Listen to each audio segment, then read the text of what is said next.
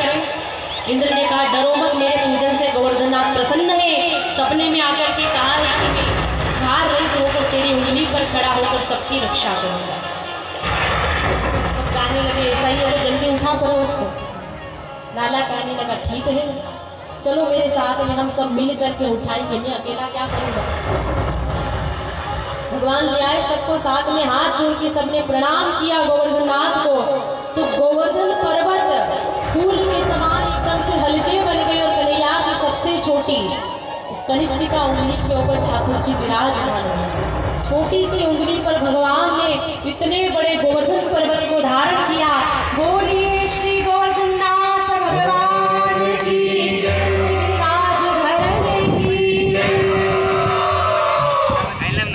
पर्वत को उठा लिया।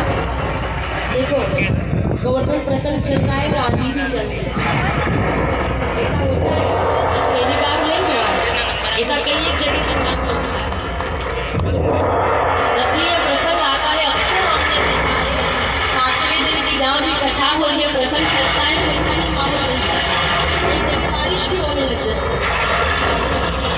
भगवान की गोवर्धन लीला बड़ी अद्भुत है। 7 दिन तक भगवान ने पर्वत उठाए रखा है।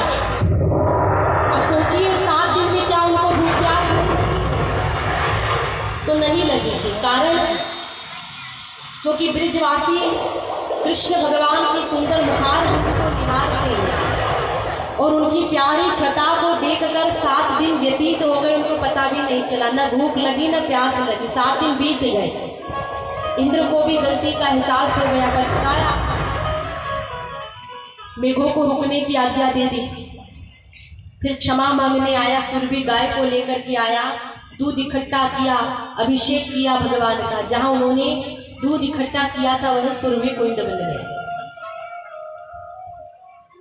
इंद्र का गर्व दूर किया भगवान ने। इंद्र को विश्वास हो गया कि मैं अगर देवताओं का राजा हूँ तो भगवान श्री कृष्ण की कृपा के कारण उन्होंने मुझे स्वर्ग का सिंहासन दिया है, उन्होंने ही मुझे देवताओं का अधिपति बनाया है। क्षमा मांग करके इंद्रदेव चले गए, अभिमान दूर हो गया।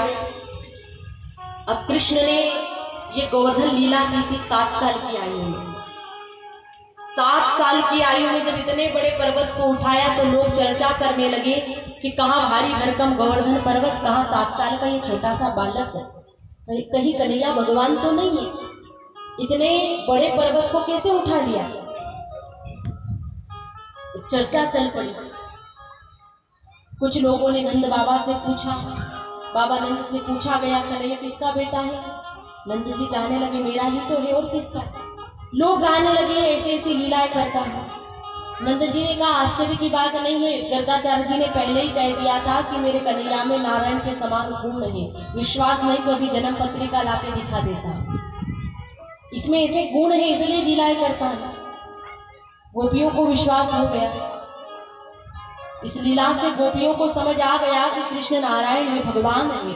और जब भगवान ने ब्रह्म ने यहाँ पर अवतार धारण किया है तो क्यों नहीं हम ब्रह्म से एकाकार होकर अपना उद्धार कर लें। और यही भाव आया था, तभी तो रासलीला हुई थी। गोपियों ने माँ कात्यायनी देवी का पूजन भी किया। माँ कात्यायनी देवी से प्रार्थना की कि हे जगदम्बा, हे देवी, कृष्ण हमें पति के रूप में प्राप्त हो, आप हमें ऐसा वरदान दो।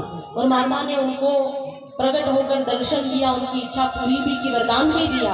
कृष्ण भगवान ने भी दिव्य वस्त्रों का उनको दान दिया था। गोपियां बड़े सवेरे उठ करके यमुना मैया में स्नान के लिए जाया करती थी।